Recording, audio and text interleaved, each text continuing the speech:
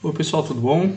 Hoje a gente vai então aqui para uma aula de modular, tá? Uma modular um pouco diferente. Ela vai trabalhar um conceito que a gente vai ver um pouco mais para frente na biologia A, mas um conceito que vocês já vão estar trabalhando agora um pouquinho na biologia B, né? A parte de genética e tudo mais. Então a ideia é que a gente tem que entender que quando a gente trabalha com genética molecular, que foi trabalhado no início da biologia B, quando a gente trabalha com cariótipo, que é o conjunto de cromossomos, quando a gente trabalha com a genética mendeliana clássica, a gente está falando, na verdade, da mesma coisa, só que de pontos de vista diferentes. E é isso que a gente tem que tomar bastante cuidado. Não separar totalmente essas matérias, porque na verdade elas se conectam totalmente. Então a gente tem que fazer essa conexão hoje.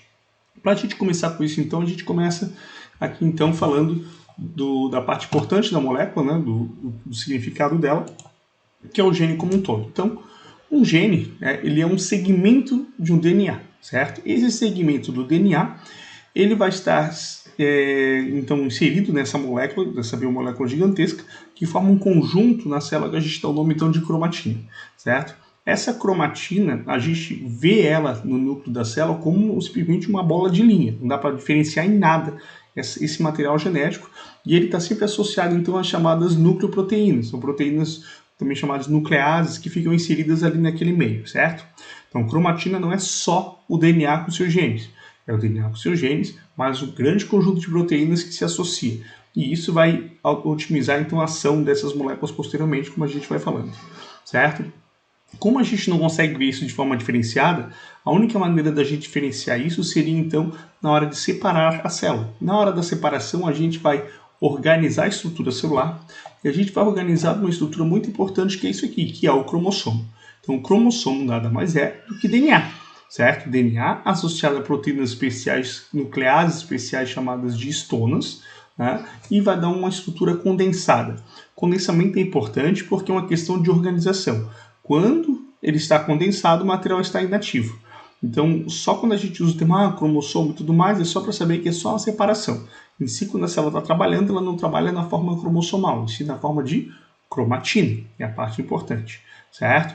Então, o gene é esse segmento. E o que esse gene faz, afinal de contas? Bom, o gene ele transcreve uma informação. Então, a partir do gene, eu consigo tirar uma informação do corpo que é sintetizada a partir de uma ação de uma proteína.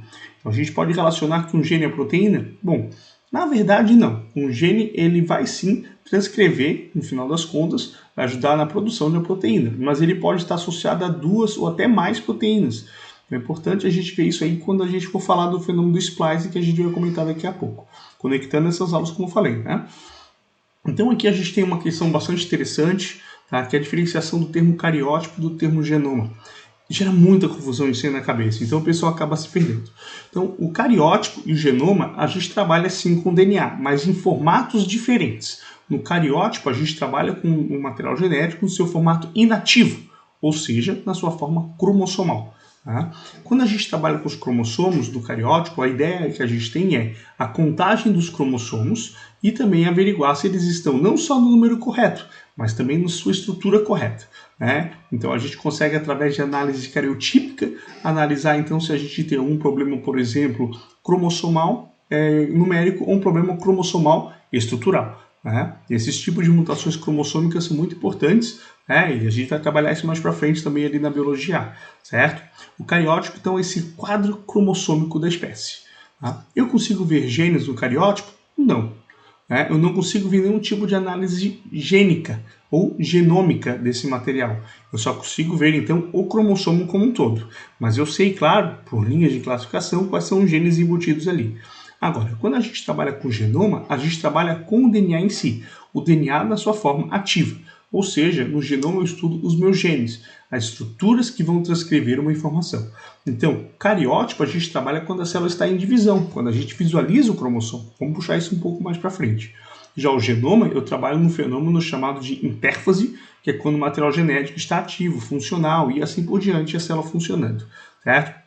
Então, alguns termos que a gente pode ter referência nisso é o termo genoma, né? A gente pode falar também ali do termo transcriptoma, que é da transcrição do RNA em si, temos do proteoma, que é da proteína como um todo, e os metaboloma, que são os metabolismos em geral, os produtos orgânicos oriundos das reações metabólicas, certo? Então, o genoma e o proteoma são os dois termos que mais aparecem relacionados a isso. porque o genoma é o início e o proteoma é o resultado final, que seria a proteína transcrita a partir dessa reação, certo? Então esses dois termos podem surgir quando a gente trabalha com questão de genoma e tudo mais, é algo interessante para a gente destacar, beleza? Bom, continuando, a gente também tem aqui uma questão interessante dos genes nas nossas células. A gente tem então um apanhado, que até voltando aqui, ele foi descoberto no projeto Genoma, né? O projeto Genoma foi um projeto que a ideia era a gente sequenciar o material genético, não descobrir o código, como alguns colocam, né? Decifrar o código genético. O código genético foi decifrado em 1974 por Crick e esqueci o nome do outro pesquisador, que era o prêmio Nobel por causa disso, que é aquela tabela de códons relacionados a aminoácidos, né, onde a gente tem a ligação das bases purinas e pirimidinas ali para poder fazer o código. Então isso é outra história, né? O genoma, então, é o sequenciamento desse material. E a partir dali a gente foi descobrindo os nossos genes. Inicialmente, a gente descobriu cerca de 19 mil genes. Foi bem pouco. Mas depois a gente foi decifrando e foram aparecendo mais genes. Então a gente tem um conjunto bem grande desses genes no nosso corpo. Depois eu vou explicar por que essa variação aconteceu. Agora, o que a gente tem que entender na cabeça é que a gente tem a quantidade X de genes nas nossas células. Todas as células apresentam um número X, ou seja, a quantidade da espécie. Isso é comum, certo? O que acontece é que esse conjunto X, ele pode ou não estar duplicado. Ele pode ser X ou pode ser 2X, certo? Quando ele é 2X, quando esse material está duplicado, a gente chama então essa célula de uma célula diploide. Tá? Então a célula diploide é aquela que tem um conjunto X, tanto no caso dos seus genes, voltando aqui, quanto dos seus cromossomos, porque automaticamente a gente está falando da mesma coisa, só que uma condensada e outra em forma de cromatina. Mas não deixa de ser a mesma coisa, entenderam? Então, tô tentando pegar a linha que eu estou colocando aí da gente não ficar achando que são duas coisas totalmente distintas, elas se conectam. Então, quando eu falo que uma célula diploide, é uma célula que tem um conjunto duplicado dos seus genes ou um conjunto duplicado dos seus cromossomos, da mesma maneira, certo? Então, no número de cromossomos, que a nossa espécie apresenta 23 tipos diferentes de cromossomos, eu teria então 23 vezes 2, porque nós temos um material duplicado. Então seriam 46, isso é o que a gente tem como uma célula diploide.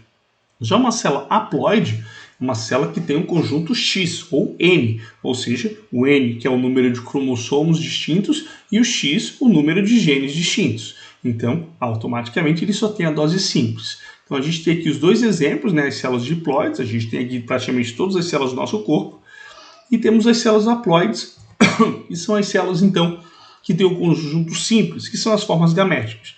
A ideia das formas gaméticas serem haploides é que elas vão se fusionar e vão dar características a seres diploides. Tá?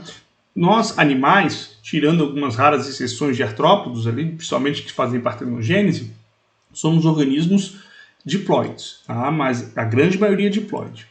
Já os vegetais, ele tem duas etapas, que é a fase do esporófito e a fase do gametófito. Esporófito é sempre diploide, o gametófito é sempre haploide. Aí dura mais ou menos de acordo com o grupo vegetal. Já na microbiologia, a única exceção que a gente tem ali do reino Monera, protista e fungi são as algas macrófitas. As algas macrófitas, aquelas algas grandes, elas têm um fenômeno então parecido com os dos vegetais, esporófito e gametófito, elas têm a metagênese também. Os outros são todos seres haploides. Então, bactérias só têm um conjunto de material genético, é haploide. Protistas, como os protozoários e as algas micrófitas, as algas microscópicas, também são haploides, assim também como os fungos, certo? Então, só para a gente diferenciar essa questão do conjunto.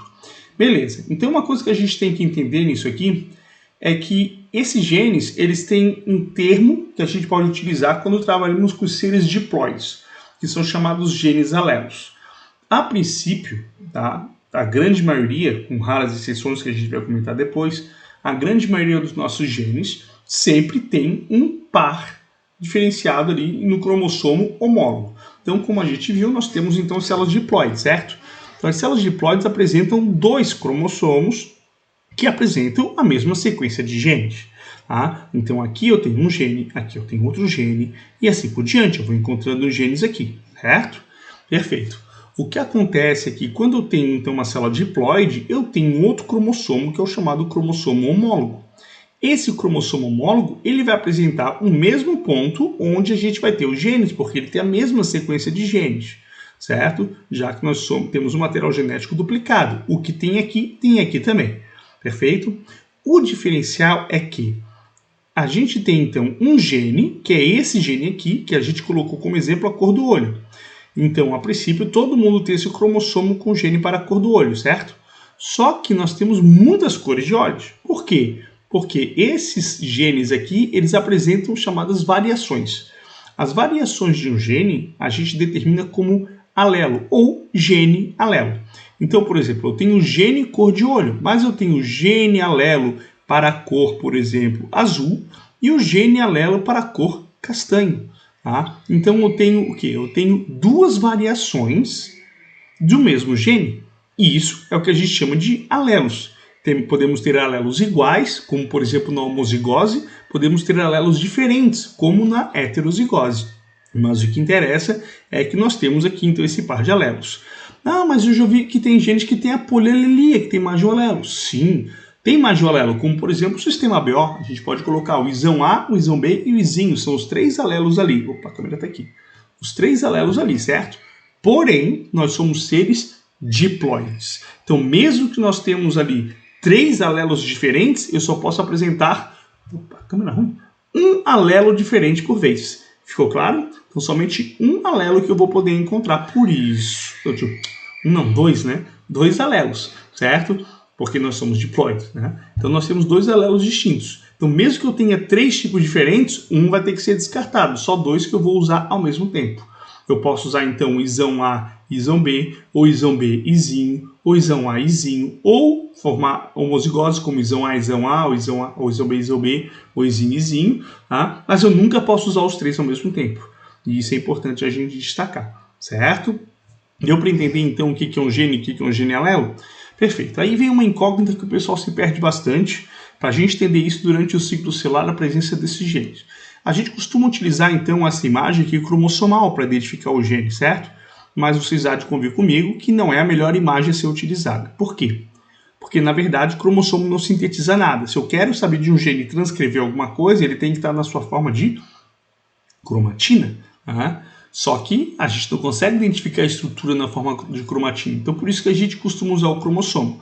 É uma forma mais fácil de organização, mas não é a forma onde o gene está ativo, certo? Então, quando a gente trabalha com isso, a gente trabalha com esses genes, então, ali no seu estado cromossomal. E aí a gente tem que tomar muito cuidado. Tá? Olha só, quando o material genético, então, vai entrar numa divisão de célula, tá? Ele entra, então, na chamada fase G1, que é a fase natural, onde a célula está executando o seu papel. Dali ela vai se duplicar no período chamado fase S e o material genético se duplica. Por que eu tenho que duplicar? Por uma questão óbvia. Porque eu vou dividir o material ao meio, então eu tenho que ter duas partes, porque senão eu vou sempre partir o material genético pela metade. Eu tenho que ter partes iguais, certo? No xerox. Perfeito. Então a duplicação desse material genético ali, que vocês viram a duplicação do DNA já, né? Ela entra nesse período aqui, certo? Daqui, então, ela vai para a fase G2. E, por fim, ela vai, então, para o fenômeno de divisão. Eu vou usar aqui a mitose como exemplo, mas é na meiose que tudo se diferencia. Começa, então, com a condensação e a gente forma um cromossomo. Esse cromossomo que a gente está visualizando aqui, a gente dá o nome de tétrade. Um nome bem óbvio. 1, 2, 3, 4 braços, certo? Mas, na verdade, nós temos esse pedaço aqui, ó. Olha aqui. Aqui a gente tinha um segmento de DNA. Esse segmento está aqui e outro segmento aqui que foi duplicado. Então, na verdade, esses dois braços aqui, isso aqui é um segmento de DNA, uma molécula de DNA. E aqui eu tenho outra molécula de DNA. Então, eu tenho duas aqui, certo? Então, uma tétrade, ela apresenta duas cromátides ou duas moléculas de DNA condensadas, certo? Então, é interessante. Nós temos aqui, então, na fase inicial, aqui na fase G1, um total de 46 moléculas de DNA. Aqui eu passo a ter 92 moléculas de DNA, né? Porque eu dupliquei esse material, certo? Só que quando eu condenso, eu continuo tendo 46 cromossomos, só que cada cromossomo apresenta duas moléculas de DNA, certo? Então vamos pensar uma coisa comigo. Tá? A gente tem aqui, nesse segmento, o azão. Obviamente, como a duplicação aqui tem o azão também. Mas se eu tivesse, por exemplo, um par aqui de homólogo e fosse azinho, então eu teria azão, azão, e azinho, azinho. no outro cromossomo, certo? Mas aí nós temos um problema, não é assim que a gente trabalha com a genética mendeliana. A gente trabalha com azão-azinho. Por quê? Porque a gente trabalha com o resultado. Depois do material condensado, ele entra em divisão e separam-se as cromátides. Então, um azão vai para cá, o outro azão vai para lá. Recebo outro cromossomo desse formato, depois que vai ser o azinho. Então, eu vou ter o azão e o azinho. E aí eu vou usar esse termo aqui. Então é interessante a gente destacar que quando a gente fala do azão-azinho, é o resultado do fim da divisão da célula, onde automaticamente os cromossomos estão no seu formato agora simplificado, chamado de díade. Então a gente não visualiza cromossomos na primeira, na segunda lei de Mendel, os cromossomos duplicados. Nós vimos só os cromossomos pós-separação. Isso tem que ficar bem claro, para não gerar confusão. E é nisso aí que o pessoal acaba se perdendo. Então, quando a gente vai estudar esses cromossomos aqui na genética mendeliana, simples, quando entra-se então no fenômeno chamado de linkage. Aí sim, quando entra no linkage, porque linkage na verdade é só uma meiose, não é uma genética em si, ela explica o fenômeno de meiose, ali sim ela vai trabalhar com esse tipo de cromossomo, certo? Então aqui a gente tem um exemplo agora no fenômeno meiótico. A gente tem esse conjunto interessante, do azão e do azinho e do bezão-bezinho. Nós temos aqui uma segregação independente, o gene A e o gene B estão em cromossomos distintos, não vão influenciar na hora da sua segregação. Então, juntando aqui, olha só, a gente vai ter essas células, então, nas metáfases, na divisão. Aqui as duas metáfases, onde elas estão alinhadas, e depois, posteriormente, a gente vai ter aqui a separação possível para formar as 4 células. Então, note que passou azão-bezão, azão-bezinho, azinho-bezão e azão-bezinho. Então, a gente teve a separação através do fenômeno meiótico que vai se juntar com outro gameta para ganhar o formato diploide novamente, certo? Então, só para a gente ver essa questão que é esse aqui que a gente está trabalhando, o azão, e não o azão-azão, porque eu não estou trabalhando cromossomo duplicado, e sim no seu formato de díade. Se eles estiverem ligados aqui no mesmo cromossomo, aí já é diferente, a gente tem um linkage, tem aqui genes ligados, só para a gente conseguir identificar direitinho os genes não ligados e os genes ligados aqui então nesse processo, certo? Bom, então deu para a gente entender essa diferença de o que é o azão-azinho, azão-azão, azinho-azinho, Ver a diferença de quando é que a gente lê esse material, que é bastante importante. Como é que funciona o gene então? Só para a gente lembrar agora algo que vocês já trabalharam, Então, o gene é um segmento que vai transcrever uma informação e essa transcrição vem a partir do fenômeno da produção do RNA mensageiro. Esse RNA mensageiro ele é transcrito a partir do segmento que me interessa, que é o do gene. A partir dessa transcrição, nos seres eucariontes, aí vem uma parte interessante. Dentro aqui, então, desse gene, nós temos, então, estruturas chamadas de exons, são as formas ativas, o que eu quero transcrever, a informação está aqui, e temos os introns, os intrometidos, que estão ali só para atrapalhar, onde eles não transcrevem nada. Através, então, depois da transcrição desse RNA, que é chamado de pré-RNA mensageiro, a gente entra, então, com um fenômeno aqui chamado de splicing, onde esse processamento vai retirar os introns e vai encaixar aqui o exon com o outro, tornando-se, então, um RNA mensageiro ativo. O interessante aí, vem daquela fala que eu comentei ali no começo, é que o DNA, então, transcreve uma proteína, certo? No final das contas. Bom, na verdade, pode ser mais, Um gene pode transcrever mais do que isso. Eu tenho aqui, então, uma molécula de DNA e aqui eu tenho o pré-RNA.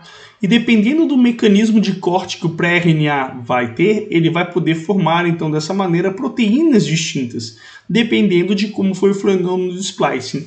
É o chamado splicing alternativo, onde eu alterno um corte para o outro. Então, notem que um intron, ele nem sempre é um intron. Ele pode ser um exon, dependendo do tipo de padrão de procura que eu estou colocando ali do material, certo? Então, é interessante destacar que, por muito tempo, esse termo, um gene é aquele que transcreve uma proteína, foi aceito. Hoje, um gene é aquele que transcreve proteínas, mas não necessariamente uma. Pode ser mais de uma, dependendo do tipo de splicing que ele vai sofrer, certo? Então, é um dado interessante para a gente conectar essas partes de biologia acariótipo, de cromossomo, de parte de genética molecular e, obviamente, de genética mendeliana também. Conectar tudo ali é extremamente importante para ficar clara a matéria. Perfeito? A gente tem uma questão aqui do Union Ash, que eu acho interessante sobre esse assunto, A edição de genes, que envolve alteração ou desativação de genes existentes, pode vir a ser utilizada no tratamento de doenças genéticas e para criar animais como porcos, com genes editados, livres de vírus, e assim seus órgãos poderão ser utilizados em transplantes. Sobre o gene, é correto afirmar que estão em todos os segmentos do DNA, inclusive nos telômeros. Bom, o telômero é aquela estrutura final do cromossomo, que é o chamado junk DNA, o DNA lixo, né? Ele não transcreve nada, ele tem função de proteção, uma função muito importante, mas ele não transcreve. Então, não tem gene. B. A enzima polimerase do RNA une-se aleatoriamente ao gene. Não, a gente não tem como o RNA se ligar aleatoriamente.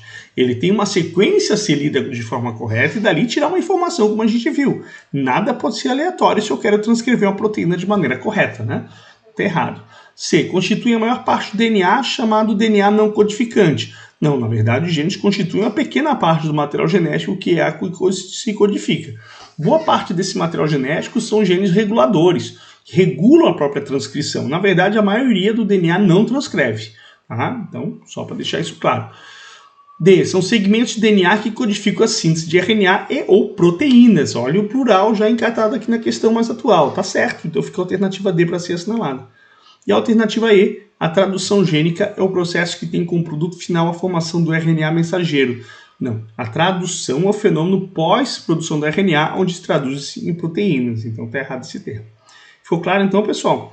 Então é isso, tá? Acho que dá para dar uma ajuda, dá para dar uma ligada nos conteúdos. Essa é a intenção sempre das nossas modulares, né? De conectar conteúdos, de fazer com que as frentes virem uma só, tá certo? A gente vai se vendo mais para frente para tirar mais dúvidas sobre isso. Um abraço para todo mundo.